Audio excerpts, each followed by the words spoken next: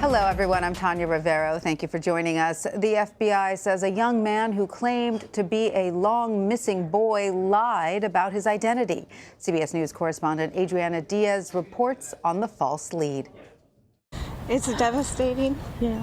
It's like reliving that day all over again. The family of Timmothy Pitzen, who vanished when he was 6 years old in 2011, is broken after the FBI's stunning announcement that the claim he'd been found was a hoax. Unfortunately, this child is not our beloved Timothy.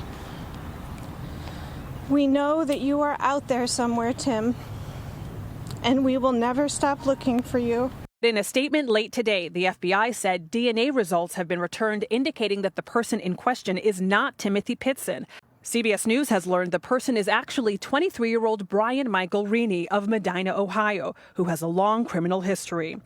The claim came from this person, who appeared in this quiet Kentucky neighborhood early yesterday, startling neighbors who called police. A 14-year-old juvenile, male white, says he was kidnapped from somewhere. According to a police report, the man identified himself as 14-year-old Timmothy Pitzen and said he'd escaped 2 kidnappers that have been holding him for 7 years.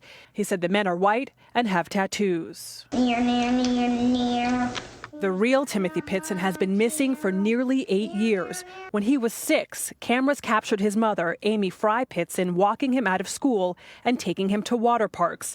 She was later found dead at a hotel of an apparent suicide. She left a note saying her son was safe but would never be found. Despite the false hope, the search for Timothy now continues.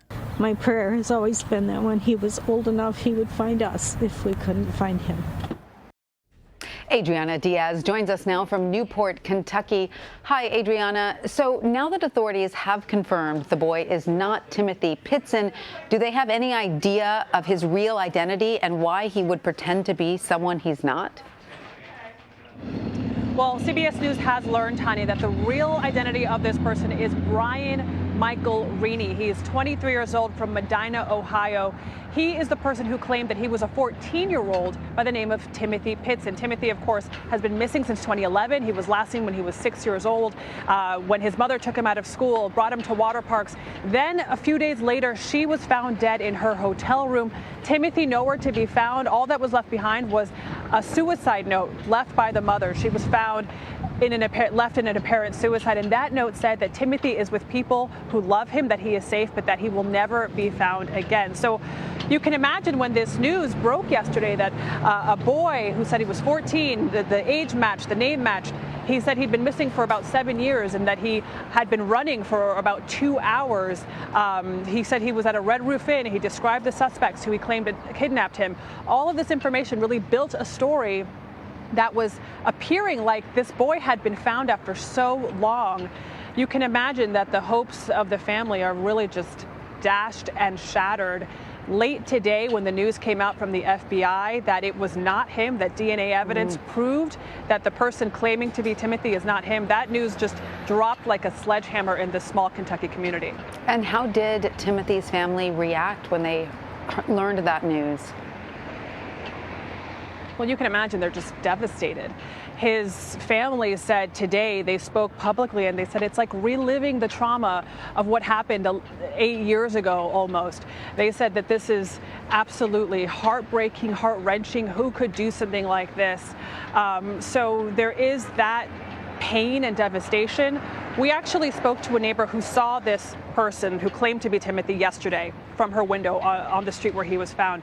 And we spoke to her a few hours ago and she described what she saw, a scared teenager who seemed fidgety, who seemed like he was afraid to approach people, who looked like he was hiding from someone, who said that he'd been running.